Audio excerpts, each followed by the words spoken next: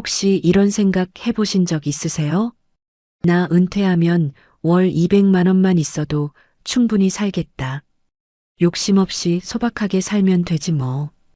그렇게 생각하셨다면 오늘 이 영상은 정말 끝까지 봐주셔야 합니다.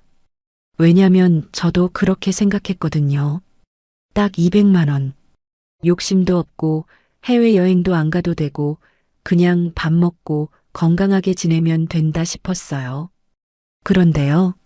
막상 살아보니까 제가 전혀 몰랐던 일들이 벌어졌어요. 돈 문제가 아니었어요. 돈보다 훨씬 깊은 데서 뭔가가 흔들리기 시작하더라고요. 오늘은 실제로 월 200만 원으로 은퇴 생활을 해보신 분들, 그리고 제가 직접 만나고 인터뷰한 분들의 이야기를 솔직하게 하나도 포장 안 하고 전해드릴 거예요. 그리고 영상 후반부에는 그럼에도 불구하고 200만 원으로 행복하게 살아내는 사람들의 진짜 비밀, 거기다가 오늘 당장 써먹을 수 있는 생활비 팁까지 드릴 거니까요. 절대 먼저 끄지 마세요. 이 영상 하나가 앞으로 여러분의 노후를 완전히 다르게 만들어 드릴 수 있습니다. 이렇게 솔직한 이야기를 나눌 수 있는 게 저한테는 정말 큰 행복인데요. 이런 영상을 계속 만들 수 있는 건 여러분의 따뜻한 응원 덕분이에요. 구독과 좋아요, 그리고 알림 설정까지 해주시면 저한테는 정말 큰 힘이 됩니다. 진심으로 감사드립니다. 자, 그럼 이제 본격적으로 시작해 볼게요.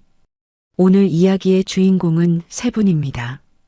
경기도 수원에 사시는 66살 박선자 씨, 부산 사직동에 사시는 69살 이재호 씨, 그리고 서울 도봉구에 혼자 사시는 71살 최명숙 씨예요.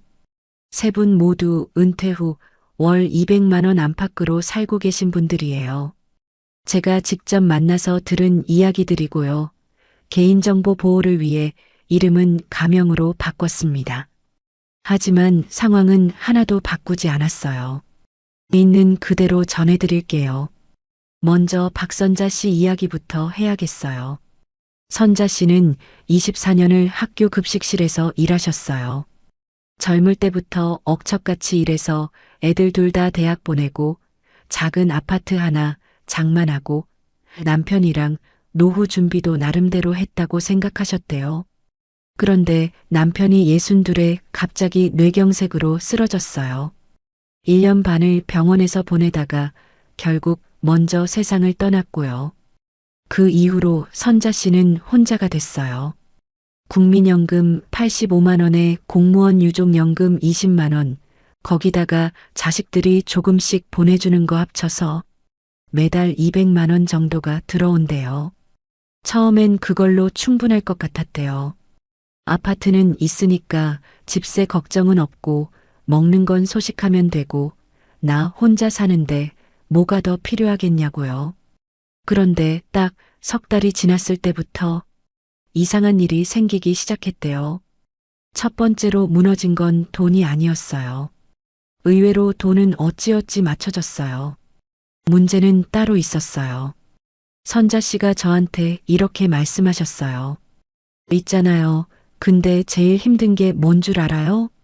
돈이 아니에요. 아침에 눈 뜨면 오늘 뭐 하지? 이 생각이 제일 무서워요. 제가 그 말을 듣는데 가슴이 콱 막히는 거 있죠. 사실 우리가 은퇴 준비를 할 때 돈 계산은 해요. 얼마 필요하고 어디서 나오고 이런 건 계산해요. 근데 시간 계산은 안 해요.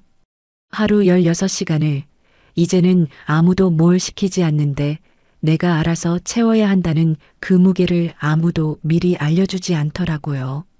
선자 씨는 처음엔 집 청소도 하고 동네 산책도 하고 TV도 보고 했대요. 근데 한 달이 지나니까 그것도 재미가 없어지더래요. 2달이 지나니까 아침에 일어나는 게 귀찮아지기 시작하더래요.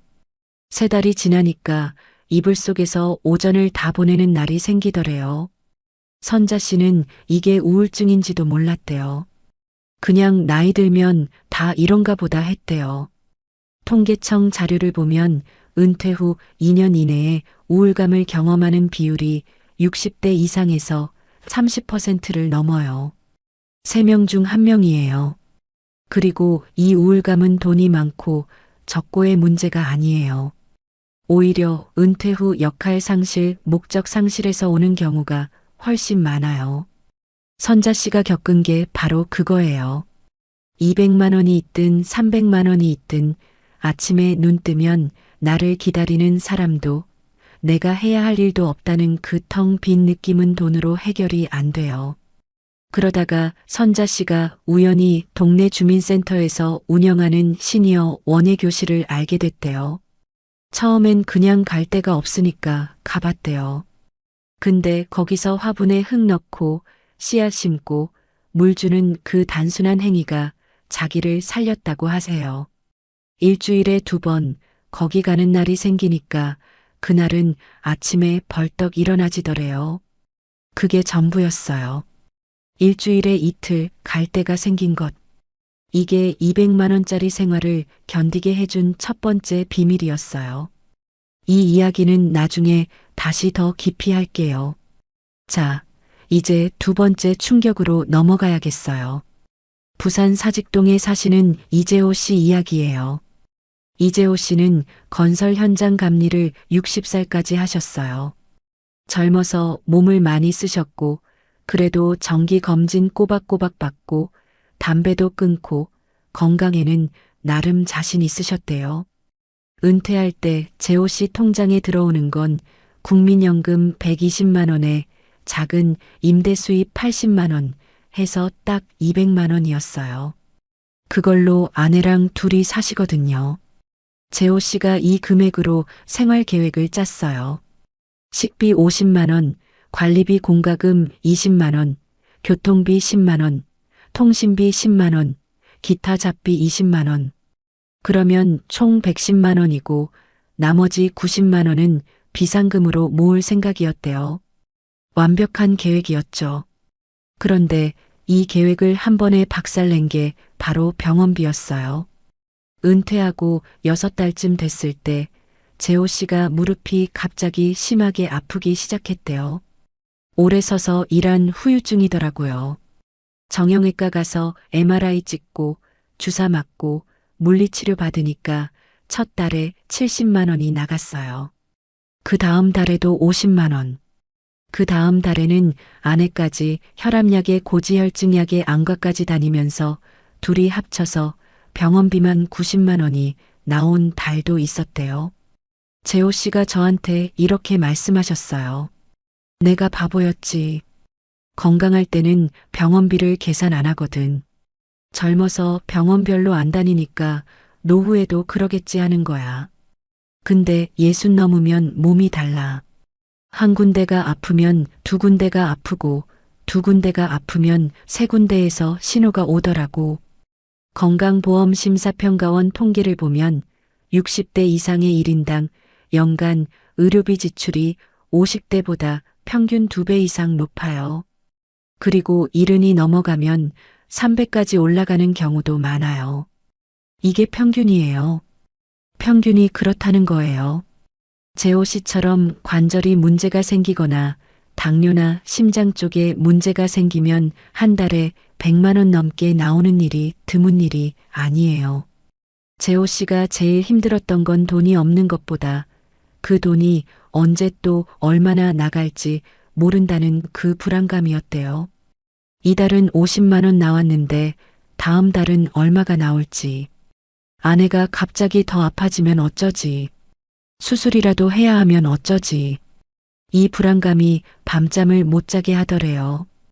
200만 원이 있어도 이 불안감 앞에선 늘 부족한 느낌이 든대요. 근데 재호 씨가 지금은 좀 달라졌어요. 그 방법이 뭔지는 영상 후반부에 말씀드릴 건데요. 들으면 진짜 간단해서 놀라실 거예요. 3번째 충격은 제가 처음엔 별거 아닐 거라고 생각했던 건데 인터뷰하면서 3분 다 똑같이 이야기하셔서 깜짝 놀랐어요. 바로 관계의 변화예요. 직장 다닐 때는 매일 만나는 사람들이 있잖아요. 회사 동료도 있고 거래처도 있고 밥 같이 먹는 사람도 있고. 근데 은퇴하는 순간 그게 다 끊겨요. 하루아침에요.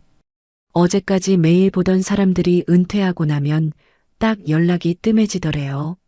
처음엔 다들 밥 한 번 먹자고 하는데 그게 한 번이고 두 번, 세 번이 잘 안 되더래요.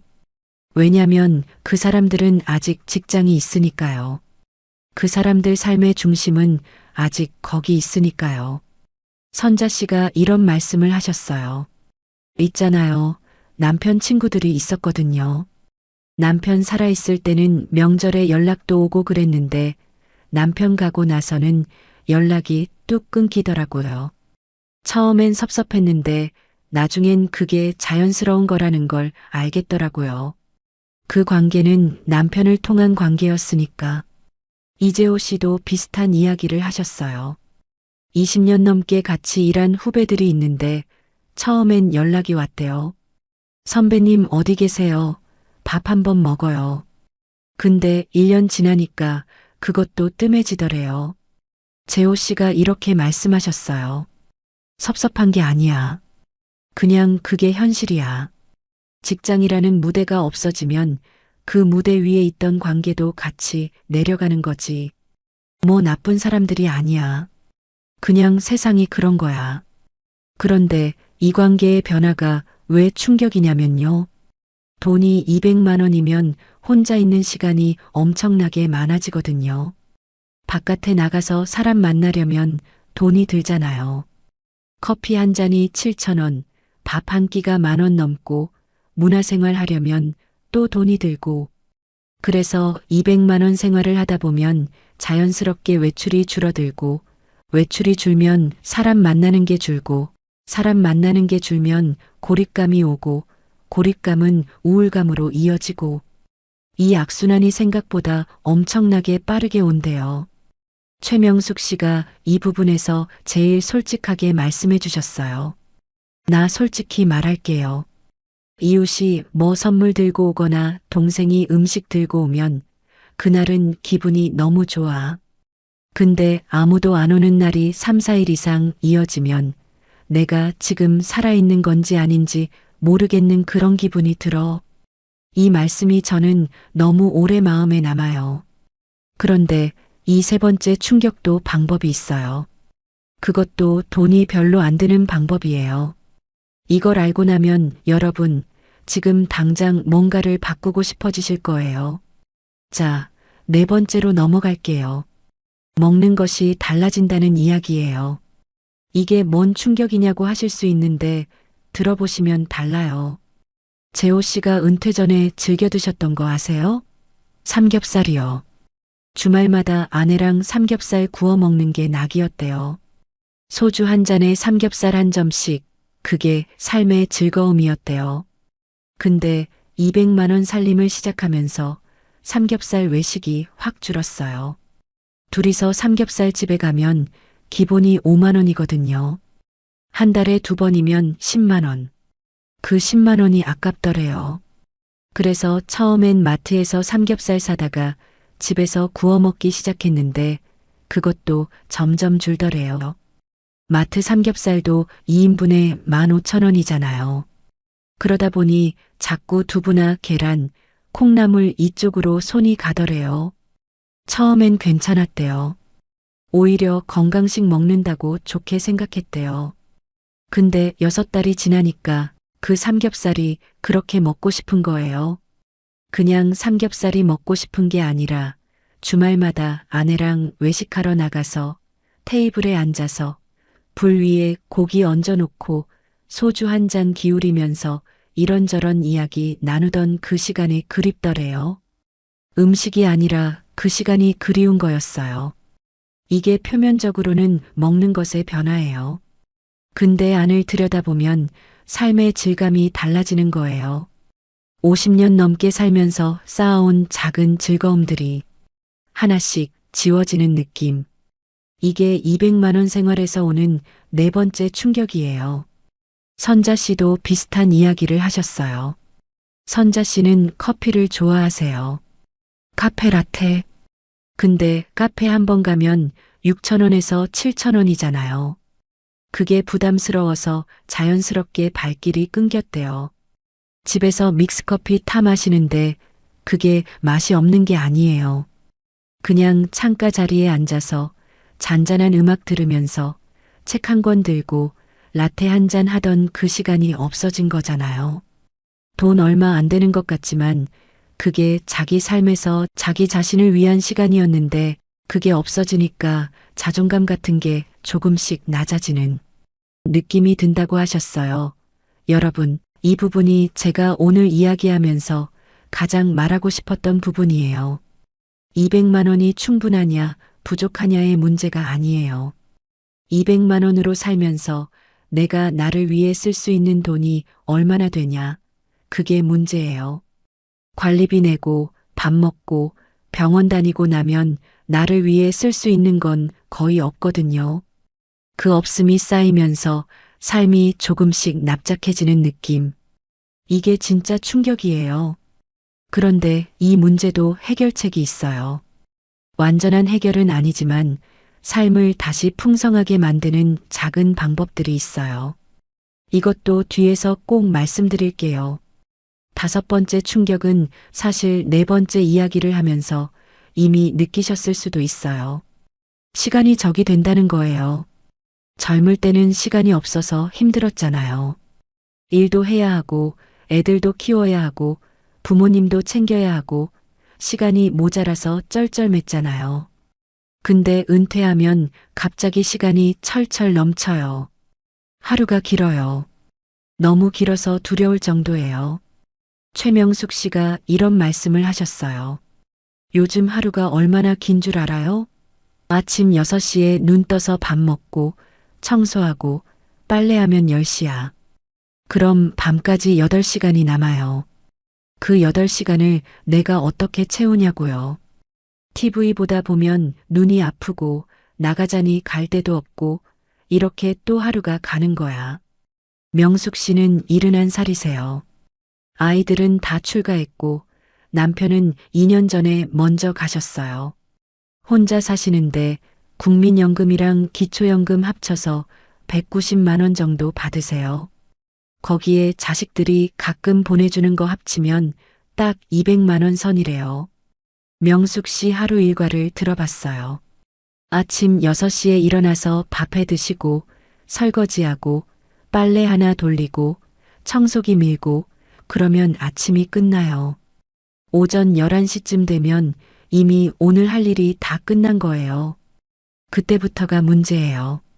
가끔 동네 슈퍼 가서 이것저것 사오기도 하고 가끔 복지관 프로그램 있을 때 거기도 가고 근데 그게 매일 있는 게 아니잖아요.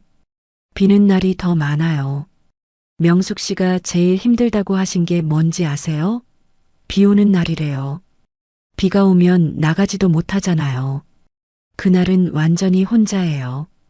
TV 켜도 보고 싶은 게 없고 유튜브 보다 보면 자꾸 눈물이 나더래요. 왜 눈물이 나냐 했더니 다들 어딘가 있는데 나만 아무 데도 없는 것 같아서 그렇다고 하셨어요. 이 시간의 공백은요, 200만 원의 문제만이 아니에요. 이게 300만 원이어도 마찬가지예요.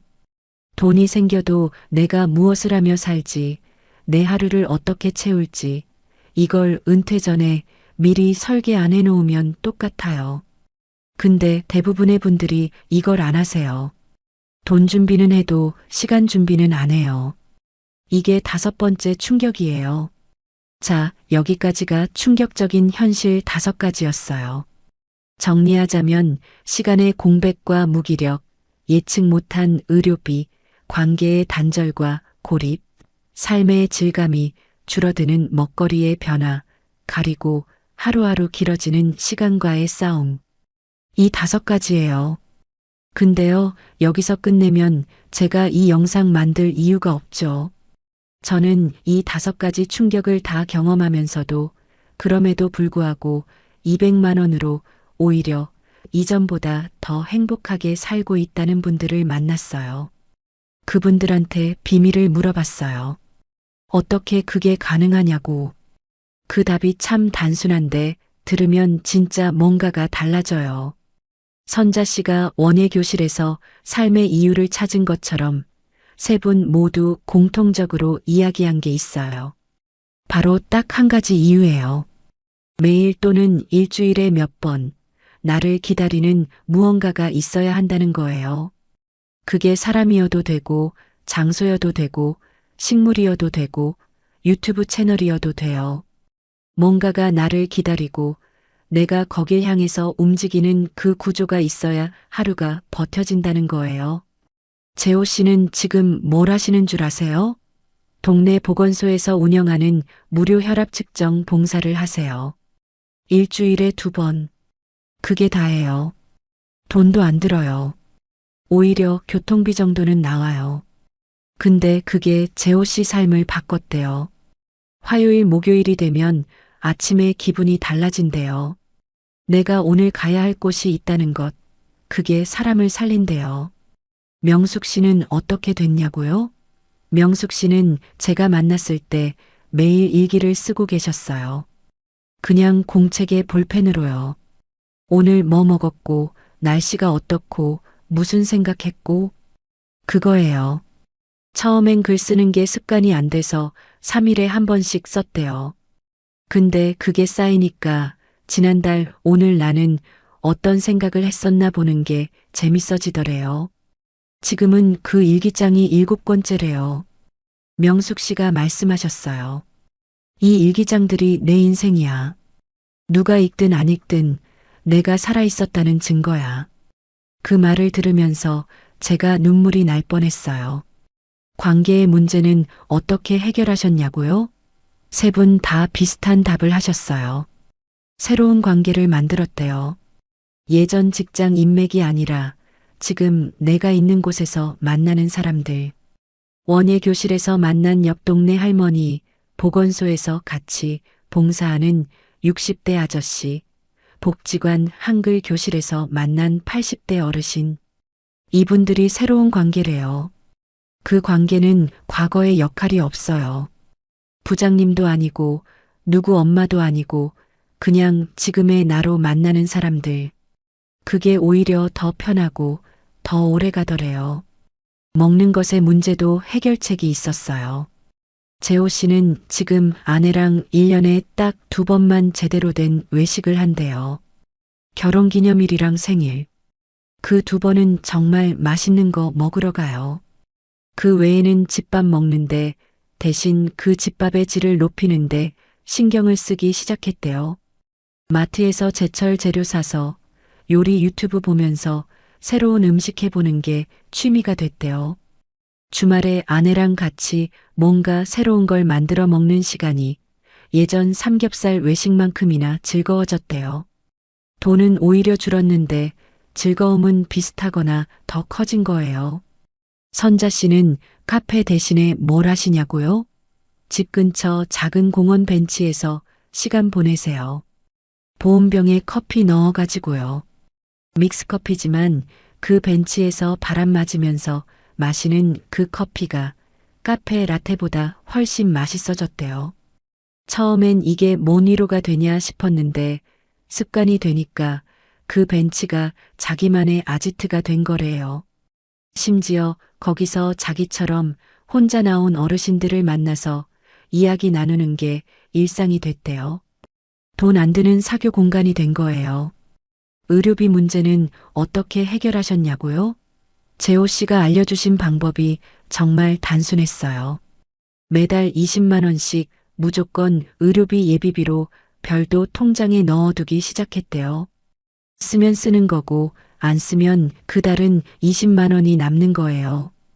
그러니까 병원비가 갑자기 많이 나와도 심리적 충격이 예전보다 훨씬 줄었대요. 이미 예상하고 있으니까요. 그리고 국가에서 운영하는 의료비 지원 제도들, 예를 들어 노인, 외래, 진료비 정액제라든가 건강검진 무료 지원 같은 것들을 꼼꼼하게 찾아서 활용하기 시작했대요. 이게 생각보다 혜택이 꽤 있어요. 모르면 못 쓰고 알면 쓸 수 있어요. 자, 이제 정말 핵심적인 이야기를 해드릴게요. 200만 원으로 사는 것의 진짜 비밀은 200만 원을 200만 원처럼 쓰지 않는 거예요. 이게 무슨 말이냐면요. 대부분의 분들이 200만 원이 들어오면 당장 필요한 것들에 다 써버려요. 관리비, 식비, 병원비, 이것저것 쓰다 보면 빠듯하거나 모자라거나 해요. 근데 여기서 삶의 만족도를 높이는 분들은 지출의 우선순위를 완전히 바꿨어요. 첫째로는 자기 자신을 위한 작은 기쁨 예산을 먼저 떼어놔요. 한 달에 5만 원이든 3만 원이든 이건 내 행복을 위해 쓰는 돈이야. 이렇게 정해두는 거예요. 카페 가고 싶으면 가고, 영화 보고 싶으면 보고, 꽃 한 묶음 사고 싶으면 사는 돈이에요. 이게 있으면 생활의 톤이 달라진대요. 둘째로는 관계 예산을 정해요. 지인 만날 때 내는 밥값이든, 손자, 손녀한테 용돈 주는 거든, 이걸 미리 정해두고 그 안에서만 쓰는 거예요. 그러면 인간관계에서 오는 금전적 스트레스가 줄어요. 셋째로는 공짜 자원을 최대한 활용해요. 지역 도서관, 복지관 프로그램, 보건소 건강교실, 주민센터 평생학습 프로그램. 이런 것들이 엄청 많아요. 요즘은 시니어 대상 무료 프로그램이 진짜 다양해요. 스마트폰 교실부터 시작해서 사진 교실, 요리 교실, 음악 교실, 원예, 체조. 이걸 잘 활용하면 200만 원이어도 하루를 풍성하게 채울 수 있어요. 선자 씨가 이런 말씀을 하셨어요.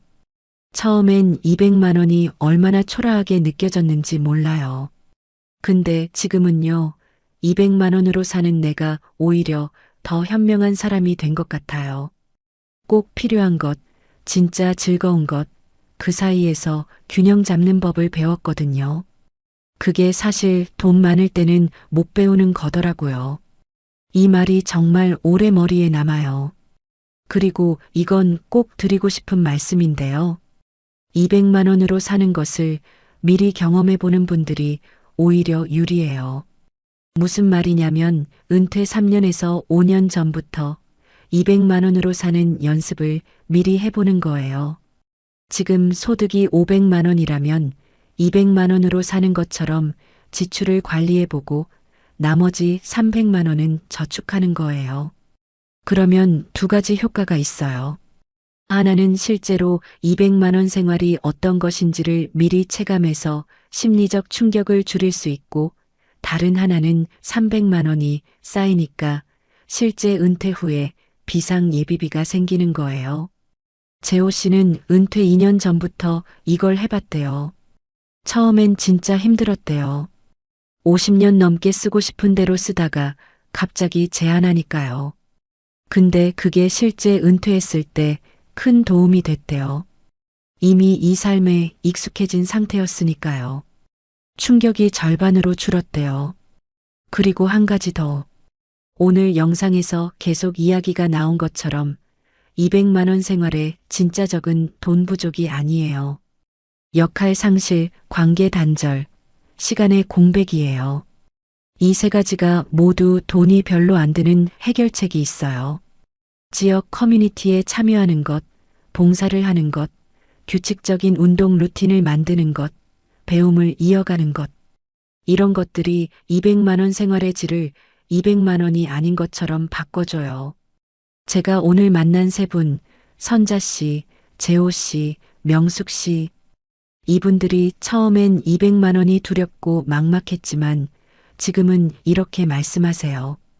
선자 씨는 이번 봄에 원예교실에서 키운 고추를 처음으로 수확했대요. 그 고추로 고추장 담갔고요. 아들한테 가져다 줬더니 아들이 눈물을 글썽거렸대요. 엄마 손맛이라고. 선자 씨가 그날이 은퇴하고 가장 뿌듯한 날이었다고 하셨어요. 재호 씨는 보건소 봉사 덕분에 자기가 거꾸로 더 건강해졌대요. 혈압도 잡히고 규칙적인 생활도 생기고 젊은 보건소 직원들이 재호 씨 오시면 반겨주는 게 그렇게 기분이 좋대요. 내가 아직 쓸모 있는 사람이구나. 그 느낌이 최고야. 이렇게 말씀하셨어요. 명숙 씨는 이제 일기 외에 짧은 시도 쓰기 시작하셨대요. 글짓기 재능이 있으신 줄 이른이 돼서야 알았다고. 복지관 문학교실에서 선생님이 명숙 씨 글을 칭찬하셨는데 그게 학교 다닐 때 1등 한 것보다 기분이 좋더래요. 돈이 모든 걸 해결해 주지 않는다는 거 우리 다 알잖아요. 근데 돈이 부족해도 삶이 풍성해질 수 있다는 것, 이건 사실 경험해 보지 않으면 믿기 어려운 거예요. 이분들이 그걸 증명해 주셨어요. 200만 원. 부족하면 부족한 거예요. 그 현실은 부정할 수 없어요. 하지만 200만 원 안에서도 내가 어떤 선택을 하느냐에 따라 그 삶의 무게와 색깔이 완전히 달라질 수 있어요. 그게 오늘 제가 드리고 싶은 이야기예요. 오늘 영상 여기까지 함께 해주셔서 정말 감사해요. 월 200만 원이라는 숫자가 처음엔 무겁고 막막하게 느껴지셨을 수도 있어요. 근데 오늘 선자 씨, 재호 씨, 명숙 씨 이야기를 들으면서 조금이라도 마음이 가벼워지셨으면 좋겠어요. 이분들이 공통적으로 하신 말씀 중에 제가 제일 좋아하는 말이 있어요. 200만 원이 내 한계가 아니라 내 새로운 시작이었어요. 이 말이에요. 오늘 영상을 보셨다면 딱 한 가지만 해보세요. 지금 당장 동네 주민센터 홈페이지 들어가서 무료 프로그램 뭐가 있는지 한번 찾아보세요. 그게 전부예요. 그 한 번의 클릭이 여러분 노후를 바꿀 수도 있어요. 진심으로요. 다음 영상에서는 실제로 200만 원 예산을 월별로 어떻게 배분하면 좋은지 국가에서 받을 수 있는 시니어 복지 혜택 총정리를 준비하고 있어요. 이거 놓치시면 진짜 아까우니까 알림 설정 꼭 해두세요. 오늘도 끝까지 함께 해주셔서 진심으로 고맙습니다.